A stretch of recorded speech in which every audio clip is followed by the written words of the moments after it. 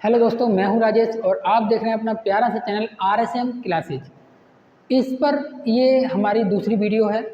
Chemistry का chapter number है 1 और इस पार्ट का नाम है बिलियन। 12th का है। आइए इसका लेक्चर 2 में देखते हैं।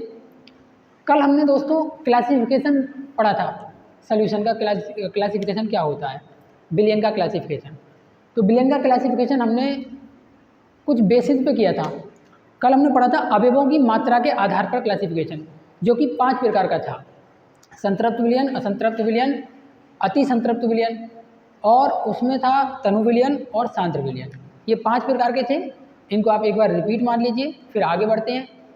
आज हम पढ़ेंगे नंबर 2 प्रकार का,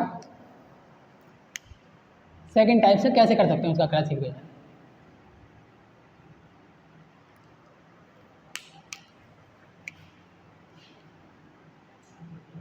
विलायक की भौतिक अवस्था के आधार पर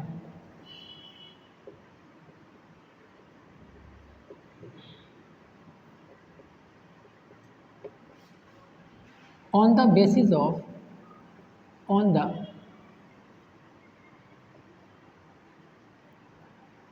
basis of physical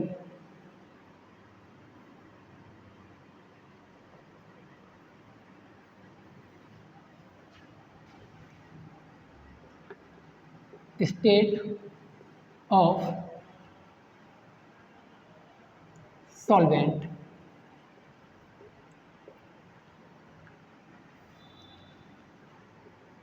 विलायक की भौतिक अवस्था के आधार पर विलयन 3 प्रकार के होते हैं। शॉर्ट नोट बनाएंगे। इनका वैसे तो कोई ज़्यादा कार्य है नहीं, लेकिन फिर भी इन्हें थोड़ा सा पढ़ लेंगे।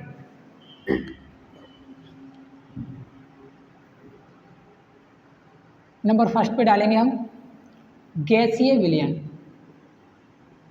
गैसीय विलयन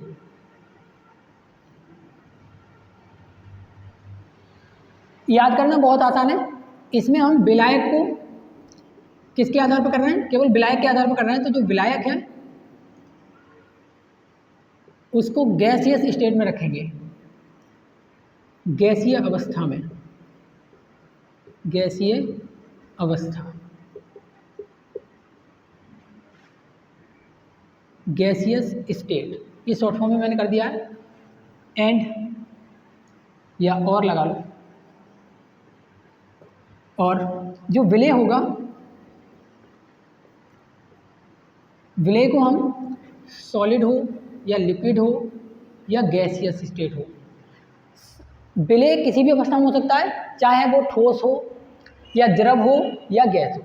ठोस हो, द्रव हो या गैस हो।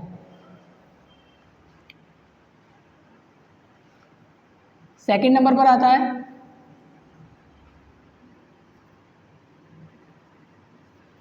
द्रव विलयन।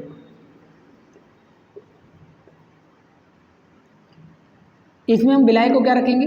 बिल्कुल एज इट इज इसकी तरह लिखते जाओ, विलायक।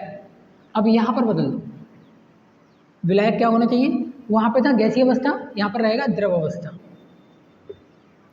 द्रव अवस्था। अब द्रव को मैं लिक्विड फॉर्म लिख दे रहा हूँ, ठीक है, LS, लिक्विड स्टेट। एंड जो विलय होगा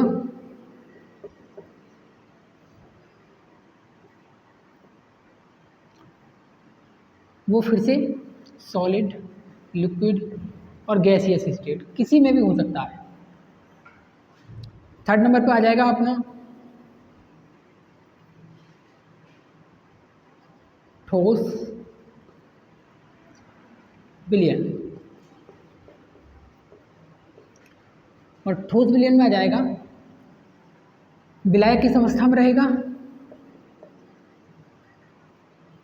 विलायक रहेगा ठोस यानी कि सॉलिड स्टेट। एंड जो विलय है वो रहेगा फिर से वही सॉलिड या लिक्विड या गैस। तो दोस्तों हम किसके आधार पर कर रहे थे इसे? विलायक के आधार पर कर रहे थे, जो कि हमने देखा है गैसीय विलयन जो है उसमें विलायक गैसीय अवस्था में रहेगा, द्रव विलयन में विलायक लिक्विड फॉर्म में ही रहेगा, और ठोस विलयन में विलायक जो है वो सॉलिड फॉर्म में ही रहेगा। इस फॉर्म में, और जो विलेय हैं वो हर एक फॉर्म में सॉलिड, लिक्विड और गैस हर एक प्रकार का रहेगा। इसे थोड़ा सा देखने से ये याद हो जाएगा और कुछ ज़्यादा इसमें करना है नहीं। चलिए अब आप इसका स्क्रीनशॉट ले लीजिए, फिर मैं इसे मिटा दूँगा। ले लिया स्क्रीनशॉट, अब मैं मिटा देता हूँ इसे।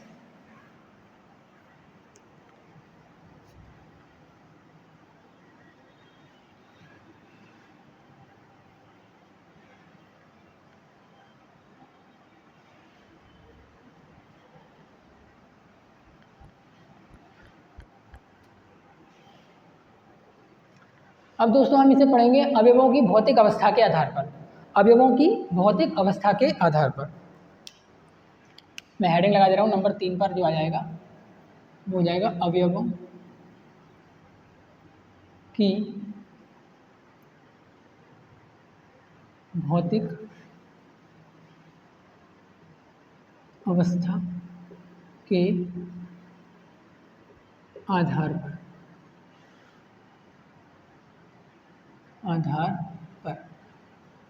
अवयवों की भौतिक अवस्था के आधार पर इसे लिख देंगे on the basis of physical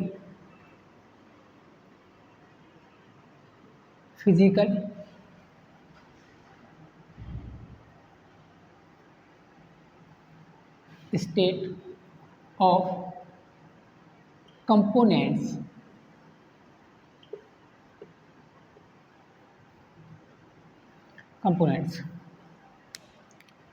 ये दोस्तों होते हैं 9 प्रकार के। 9 प्रकार के।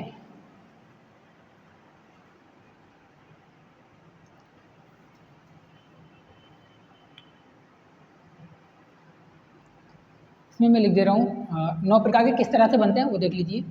ठोस, यहाँ पे मैं लिख दे रहा हूँ नंबर 2 पर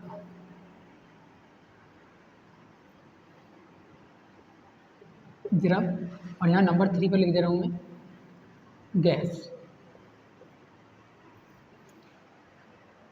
अब यहाँ पे भी हम लिखेंगे ये तीनों, ठोस का ठोस के साथ भी होगा,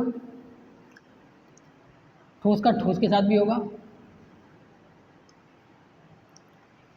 देखिए ठोस का ठोस के साथ विलयन बनेगा, ठोस प्लस ठोस, और यहाँ पर ठोस प्लस द्रव और ठोस प्लस गैस।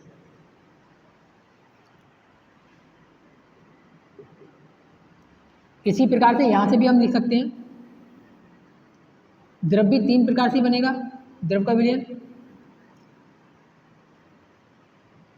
द्रव तो वो है ही, द्रव प्लस ठोस, द्रव प्लस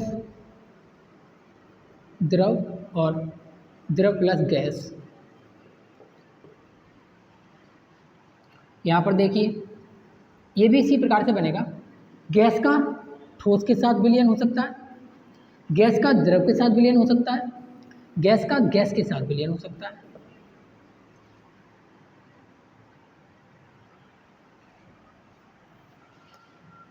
गैस का गैस के साथ विलयन हो सकता है।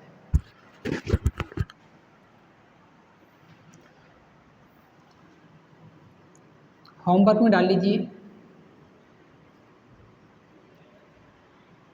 इन सभी के, ये 9 प्रकार के होते हैं। देखिए 9 प्रकार के कैसे हुए, 1 2 3 4 5 6 7 8 9, 9 प्रकार के हो गए। इसी तरह से आप इन्हें याद रख लेंगे और इन सभी का आपको होमवर्क में दिया जा रहा है, एग्जाम्पल करके लेके आएंगे सभी के एग्जाम्पल। जैसे मैं एक बता दे रहा हूँ, आप द्रव प्लस द्रव का देख लीजिए। द्रव प्लस द्रव का क्या होगा, जल प्लस एक द्रव चुन लीजिए, वैसे ये बहुत अच्छा द्रव है, एल्कोहल। अरे यूज़ मत कर लेना, नशीला पदार्थ होता है, इसकी अत्यधिक मात्रा बेहोशी भी ला सकती है। ठीक है दोस्तों, तो आज बस यहीं तक, कल हम इससे आगे बढ़ाएंगे। यदि आपको समझ में आया है तो चैनल को लाइक और सब्सक्राइब करना ना भूलें।